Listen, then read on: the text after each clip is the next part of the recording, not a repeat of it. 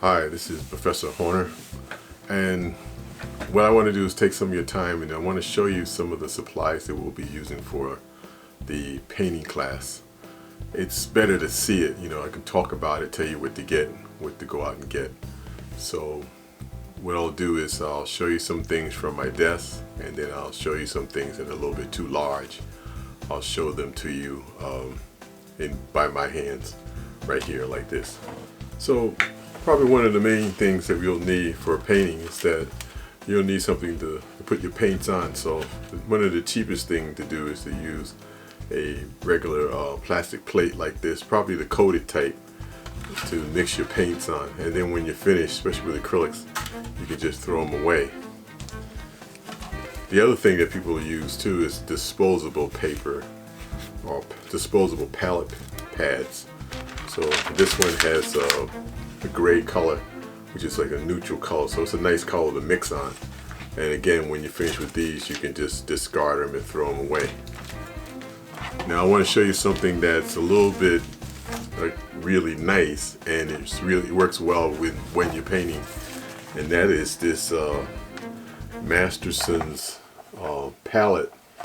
And the way it works is it has a cover to it. You put your paints in, and it has a sponge pad that goes in the bottom, and then it has disposable papers that go on the top.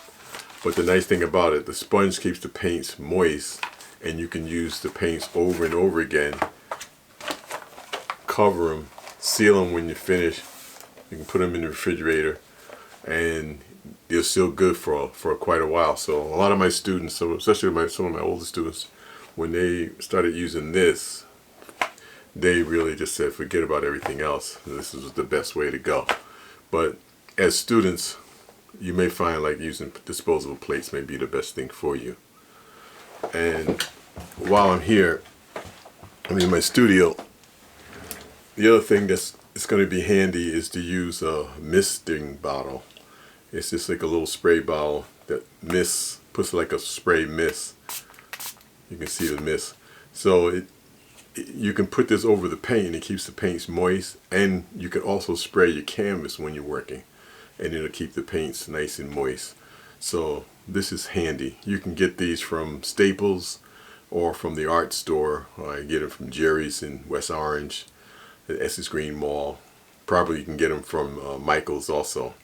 So these are some of the things I need to show you because they're a little bit larger and it's easier for me to show you this way. So I'm going to set up my camera and I'll show you some of the other supplies. One of the things that it's important also is that in your syllabus it says to use basics, acrylic basics. So basics is made by Liquitex, and this is right next to it, the yellow. This is Liquitex also. Now what's the difference? Well,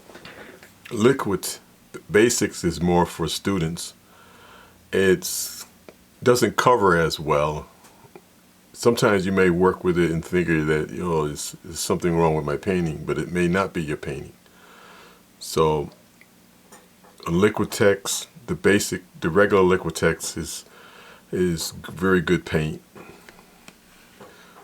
Jerry sells this paint called, it's made by Amsterdam, and it's acrylic paint. To me, it seems to be a little bit better than the basics.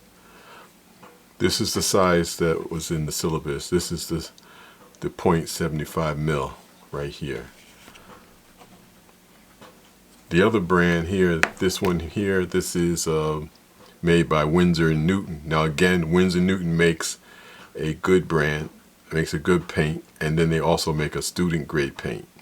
But sometimes the student grade paints can be just as good as the regular paint. Now I tried this one, and this one seems to be pretty good. This paint right here is what we call house brand paint. It's made by Utrecht. It can be brought from Utrecht online, or it can be brought from Blix online. This paint right here, Golden's, is probably the best out of all of these paints. This paint is very good. I use these paints a lot. So I use between Golden's, Utrecht, and Liquitex personally. I can work with these. Now here's my suggestion. If you're working with the student grade, maybe get a regular brand acrylic white, and that way you can mix the white in with some of these other colors and kind of enhance them a little bit. So these are the paints that we'll be using.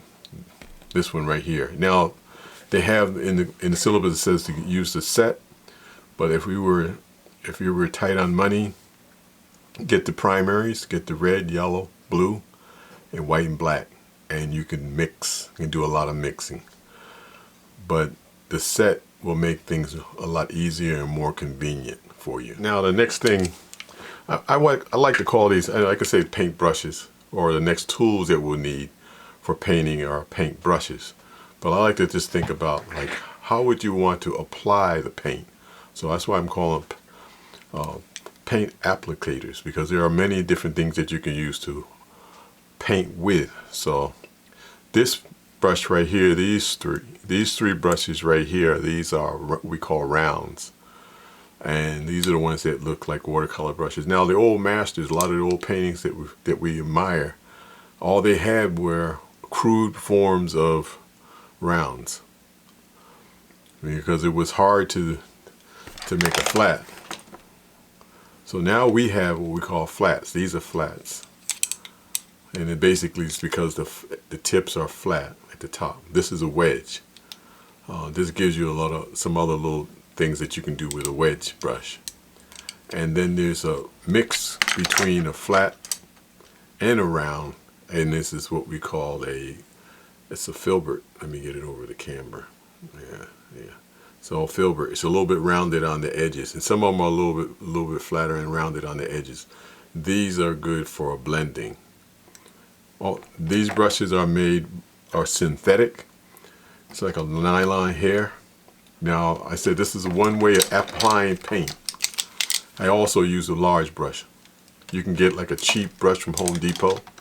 This is a halfway decent brush, but you can get a cheap brush from Home Depot, because some things you just need to just lay down a large area of paint. Other tools for applying paint are palette knives. Now these are palette knives. Now I don't expect you to get all that. I've been doing this for years, so I have all of these different palette knives when I see something a little different. But these palette knives can be used to apply paint. I also use them to mix paint.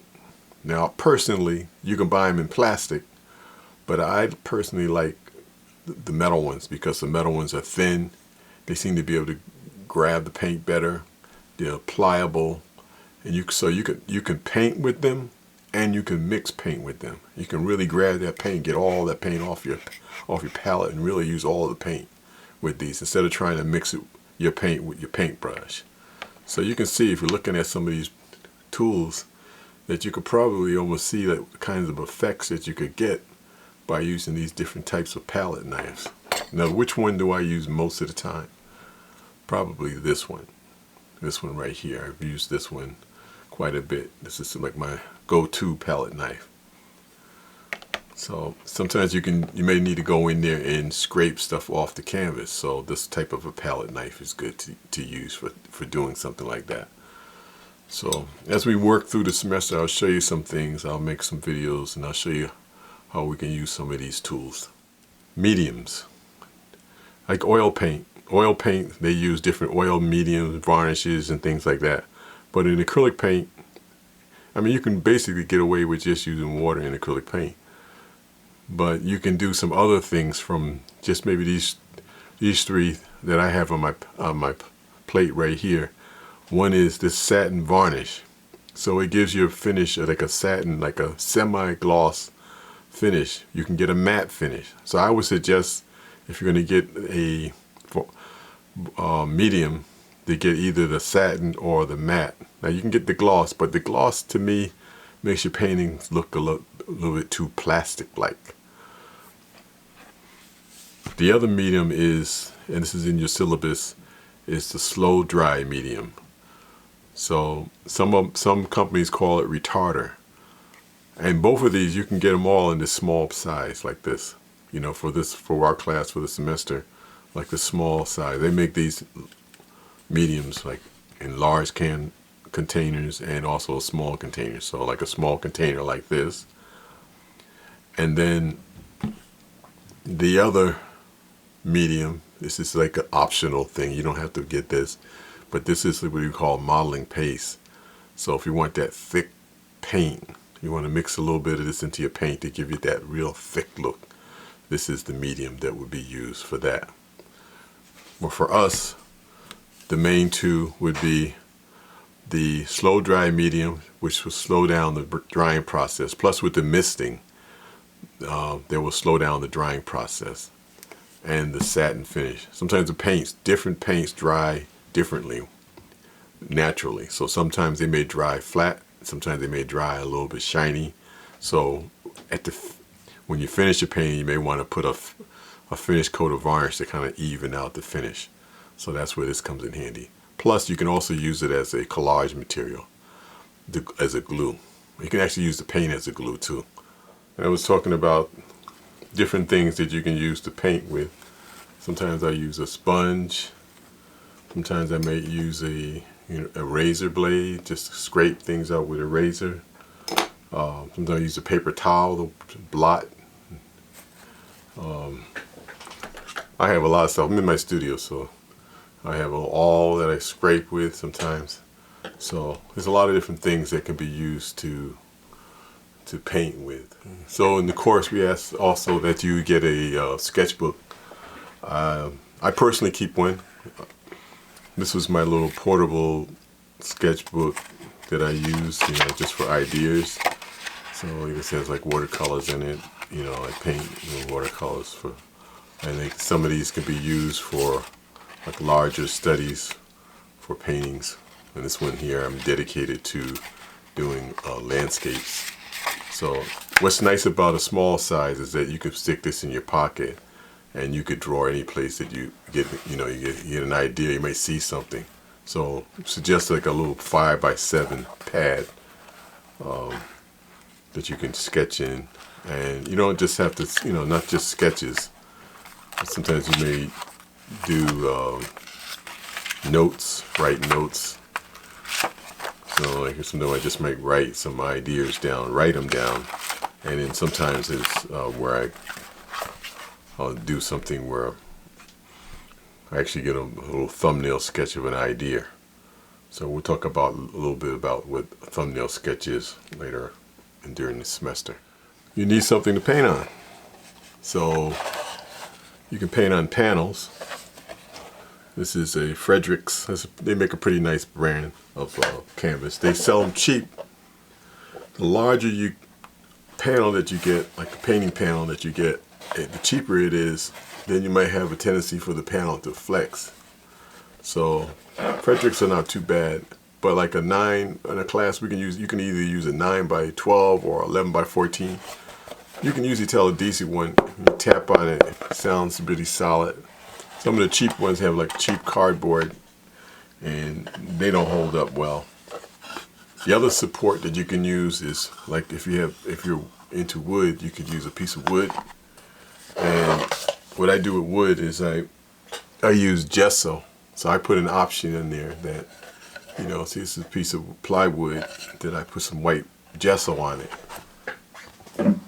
And gesso comes in these little small containers. You can actually buy them smaller containers than this.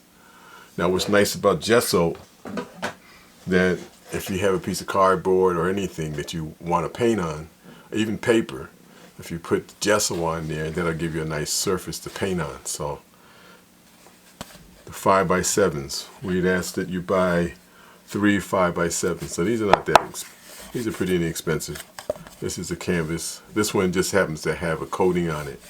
Now, all surfaces behave differently, and we'll talk about that later in the semester. But this one, I put several coats of gesso on it and sanded down between coats. So this one, some gesso by itself has a tooth to it. When you put the gesso on it, kind of like you can use the gesso to smooth it out. But the canvas by itself, they're pretty cheap, so they're not going to put too much gesso on it. Then the other thing is to use like a stretch canvas. And you'll see these in the store. You can buy these pretty inexpensively too. Sometimes you can buy these in the set. What's nice about these, that even if you don't frame them, you could paint around the edges and just hang it right on your wall. You can hang this on your wall real quick. Now, the other thing you can use in the class too are canvas pads by Fredericks. They make this canvas pad. This particular canvas pad has 10 sheets in it. So actually, if you think about it, we have 9 paintings total, and I like this because they're handy, you know. So here, this was something done with a stencil. Now, if you notice, the border has a border around it. I use masking tape to make a border, so it gives it a nice presentation. So at the end of the day, you can have like a whole series, and they're portable. They're in your pad, and they don't take up a lot of space.